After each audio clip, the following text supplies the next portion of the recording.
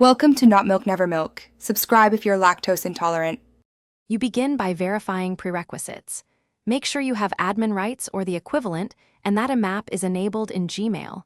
This allows message syncing. Next, install the Salesforce inbox or Gmail integration package into your Salesforce org so the connector components are present. Once done, assign the integration permission sets to the users who will sync. This grants API and email logging rights. Doing these first steps prevents permission errors later and gets you ready for OAuth configuration. Now configure authentication so Gmail can talk securely to Salesforce. Create a connected app in Salesforce, add the right OAuth scopes, full, refresh token, email, and capture the client ID and secret. Then, in Google Admin, whitelist that OAuth client and allow the Gmail API scopes required.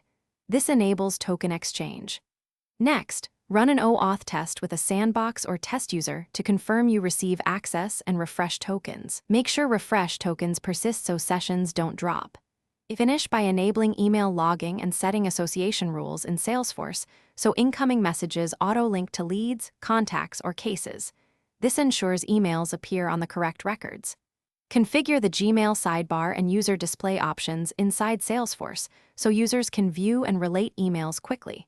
Once configured, perform end-to-end tests by sending and receiving messages. If something fails, check the connected app logs, confirm OAuth consent screens, and verify IMAP and Gmail settings. That single troubleshooting step resolves most integration issues.